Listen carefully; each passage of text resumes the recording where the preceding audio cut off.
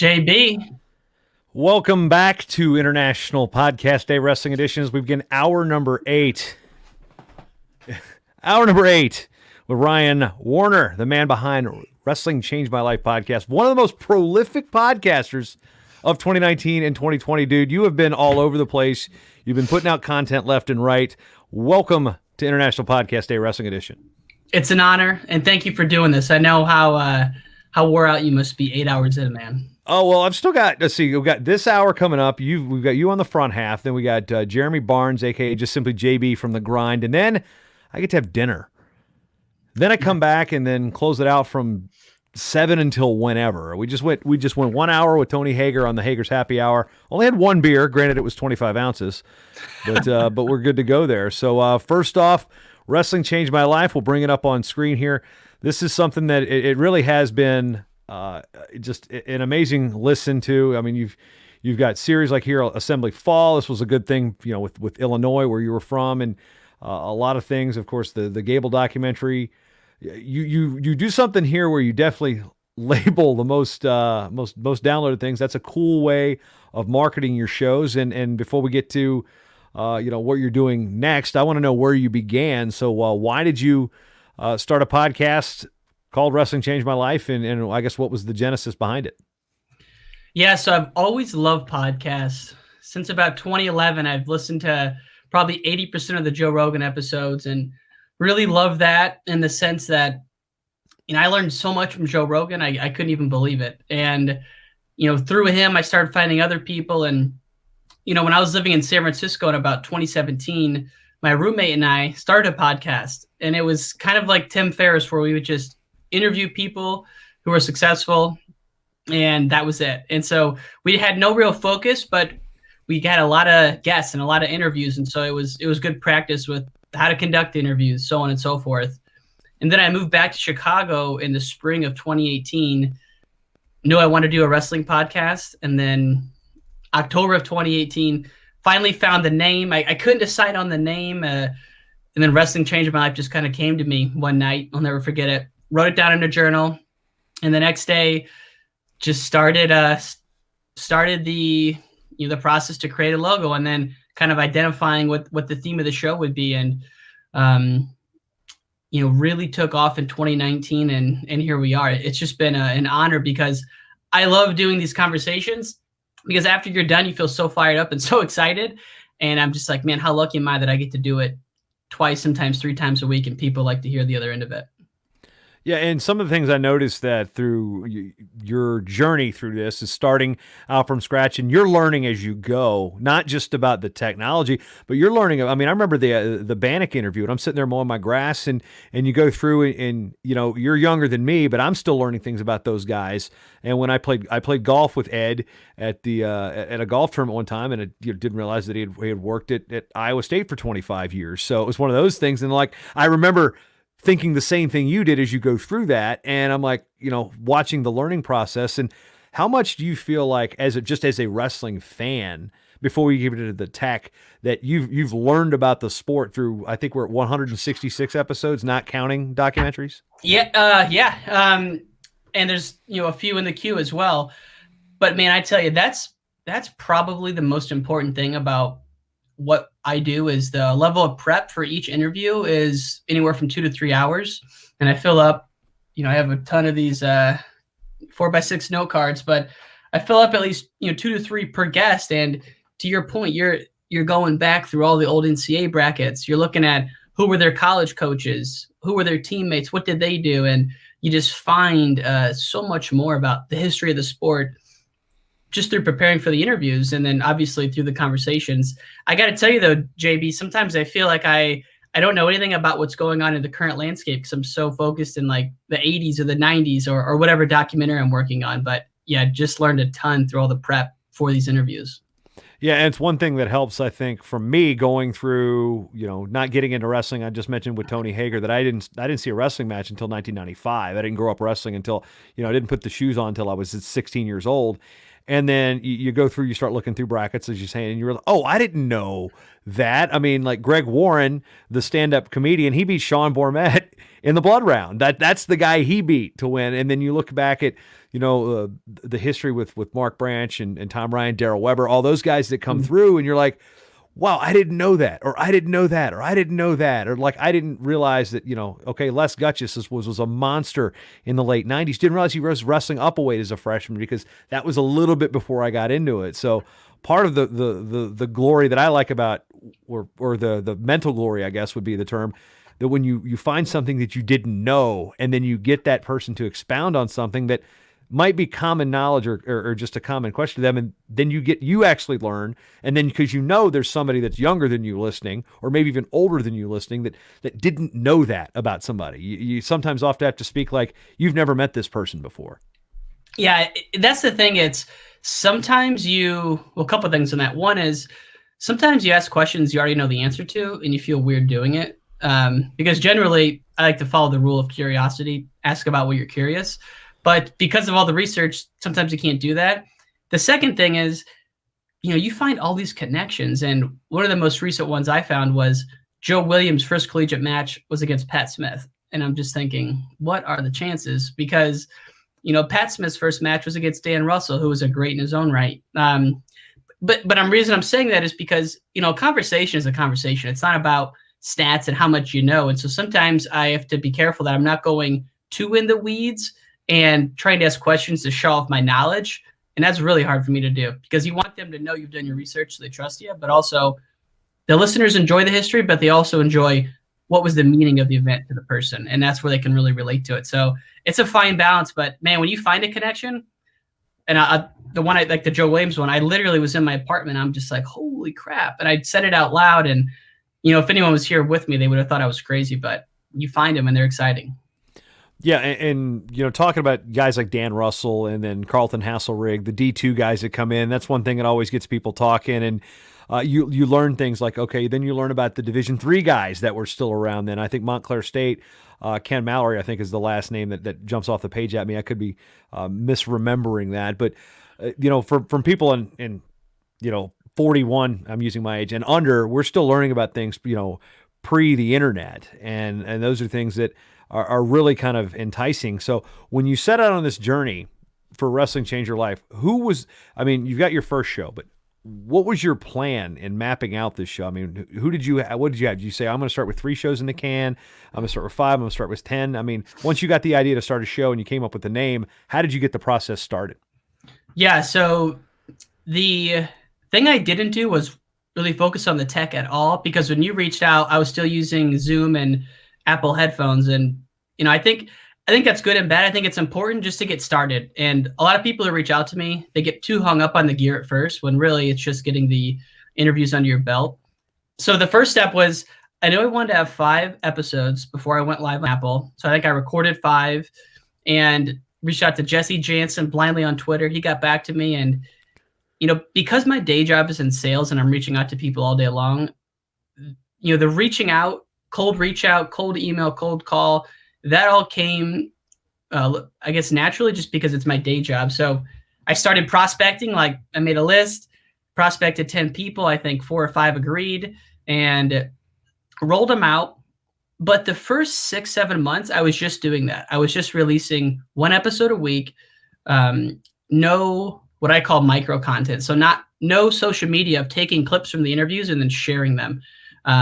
That started about 6 months in, and that was the big differentiator for the growth. Is once I started taking 30-second clips from the interviews, putting transcripts on the videos, putting a title on the video, and then sharing it, that was a huge proponent of growth. But the first step was just getting interviews under the belt and talking to people who I'm actually curious about. Even if it's, this is a terrible example because I'd love to interview Kale, but if I wasn't actually curious in talking to Kale, I probably wouldn't have reached out at the beginning. So just following that curiosity, and once you have 20 interviews under your belt, then it's time to do what I call the audio enhancement project, right? Take a weekend and get yourself straightened up so that sounding as clear as possible. And every 20 or 30 episodes I take on a new project to just kind of fine tune and tweak. But the beginning was just let's get episodes in the book. Let's start interviewing and really honing that interview skill. And when it comes to the tech, okay, so right now, if I can look at I think, was that an SM58 you're using there? It is. With a switch or no switch? No switch. Okay, so I've got the SM58 with a switch that I use for PA announcing because the mic is indestructible. I also have the wireless SM58 that I use for wireless because now with COVID, I'm not going to be borrowing somebody's wireless microphone. I'm going to be bringing my own. So you've got the most indestructible microphone, I believe, on the planet. What are you using as far as gear? We're going to get in the weeds about the gear stuff because, as far as what are you using, audio interface, mixers, what do you got there for the tech? So there's two distinct groups. 95% of my interviews are done remotely and they're interview based. So for conversations like this and just like a podcast I did yesterday, I use the SMB58. I did upgrade my XLR cable. I use a Mogami XLR cable. It's pretty pricey, but I noticed a big difference between this and the Amazon XLR cable where you can kind of hear it rattling around the ports. And so this XLR cable is awesome. And that goes into the Scarlett, the 2i2, the one you sent me. And then all the recordings done through Zoom. And then for video, I have the Logitech Brio, which is the 4K webcam. A couple $100. It's an investment, but man, I really noticed a heck of a difference. And then headphones, I think these are just Yamaha studio headphones, probably about $100. So there's an investment. But by no means do you have to do this at the beginning. And this is all, honestly, just coming directly from you, man, on what you recommended. Yeah, but like the SM58, that's one that's just indestructible. I'm running an SM7B, which was, and again, I'm 690-ish on short time if you count the shots and the interview ones. And then overall, 2,700 episodes I think I've done. But when we look at the microphone, I didn't actually get this until 2 years ago. And before that, I was running an AT2005, which is like kind of the cousin to the ATR2100. And if you're sitting there thinking I'm throwing alphabet soup at you, listen to any podcast show because we've got the RE320, the RE20. We got all these. Everybody wants the high LPR 40. We've got the podcast microphones, and of course, there's the Blue Yeti. Jude said he started out with a Blue Snowball from Home Ad Advantage. So. We're looking at, there's a lot of microphones you can choose. Matter of fact, there's a couple mics today by guests that I had never even heard of that people have been using for podcasting. So you don't have to have this is the Joe Rogan mic. Yeah. I did not get the mic because it's the Joe Rogan mic. I got the mic because I like the way the SM7B works with my voice. The high LPR 40 or the RE320, RE20, those might work with my voice too. But I was a Scarlett 2i2. Initially it was a mixer into a Scarlett 2i2, and then I had like a Behringer U cable. So it was evolving. And then finally, after about 5 years, I got my PreSonus Studio 192. That's like the dream thing. And this is before we had a mixer? No, it's an audio interface, but it's also a digital mixer. So I've got the two plugs on the front XLR, and then I've got over there, I'm wired through the ceiling, through the wall, into my studio, into the back of this. So I've got an 8-box output over there that I can plug 8 mics into and talk to my mixer over here. So when I'm doing those things, I'm talking about the Fight Companion, I'm set. Built that in mind. But again, to your point, I didn't gear up until I knew I was ready. So, okay, am I going to spend the money on this? Use the Patreon for travel and whatnot. But I didn't buy this, I'd be honest with you, it's probably too much mixer for me. It's too much. I could probably still work fine on the 2i2. But like you said, you get a couple episodes in, you want to upgrade. And I think my audio quality has improved considerably. And then there's audio treatment where I've got, you don't foam your wall necessarily like a radio studio. So these are things, audio treatment versus soundproofing. So there's the geekery stuff. And then I record into an H5 externally. I've got Capture running. I edit in Adobe Audition. So when we get to the tech stuff, what are you editing in when you are doing just an interview show? Because your mobile stuff I want to talk about next. Yeah, that's a whole other world. And the equipment there is a lot more robust. But for the editing, I use a tool called Hindenburg, Hindenburg, Hindenburg Pro. But I used to do everything in Audacity. And the reason I switched to Hindenburg was once I started getting into the audio documentary realm, where you have 6-7 tracks at one time, Audacity kept crashing. And so I actually reached out to the guy, Jody Evergain, who does the ESPN 30 for 30 audio documentaries, and they said that they don't use Hindenburg, but he knows a lot of radio stations that do, and it's just super super convenient. And I watched like 2 hours of YouTube videos on how to use it, and that's been my go-to ever since. Yeah, there's also the less expensive one, the Hindenburg Journalist, which you Mm-hmm. can. I think they had a sale on it last year. You could buy it for $1, I think, but Wow. it's less robust. It didn't have the Skype integration to it, but Hindenburg has definitely been a good program. People talk about it. I started with GarageBand at USA Wrestling, then to Audacity with the first, I want to say first 50 episodes of Short Time, and then I realized I had the Creative Cloud anyway. So then now I'm using Adobe Audition with that, and I've been using that ever since. So it's one of those things that people like what they like. There's no wrong answer. If I know people that edit multi-track in Ferrite, which is it's an iPad program, and they edit shows with the Apple Pencil and stuff. So it's crazy that you can have multi-track recordings. One thing I don't like about Audacity is I guess I've become accustomed to the color coding of different tracks. Like, okay, Mm-hmm. that track is blue, that track is green. Okay, here's my voiceover, here's my bed music, here's my intro and outro. So, but yeah, Hindenburg's been a good one, and it looks similar to GarageBand in terms of its bubbles and whatnot. So if you're a Mac head, you shouldn't have a problem going from GarageBand to Hindenburg.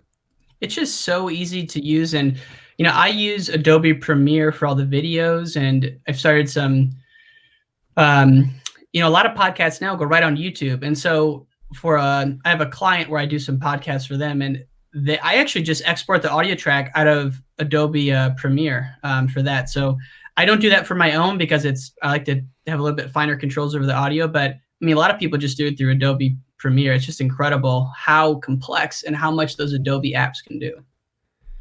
We look at what's next for Wrestling Changed My Life. I mean, you got interviews upon interviews upon interviews, and you're adapting, you're energetic, it's an infectious show to listen to, and it's one of those things where, again, I told Tony that I don't get protective over the space, but sometimes I'm just like, son of a freaking Warner got him before I did. Like, you put it out because they'd be on my list. Like, I have a list of like I think of 220 people that are on my list to get, whether they be for all the Hall of Fame shows, whether they be for Legends, they be for a short time, whether they be for Virginia Tech, my clients. There's just a list of people that I've wanted to get for, I mean, probably it's been growing for years, and it never gets shorter. It never gets shorter. So how do you look at your time and budgeting time to do these shows, to put 3 out a week, put a legitimate edit on them? Because with what I'm hearing, you're not hitting record, save, upload. You're doing some actual audio correction and cuts out of the ums and stuff like that. You're doing some real editing here. So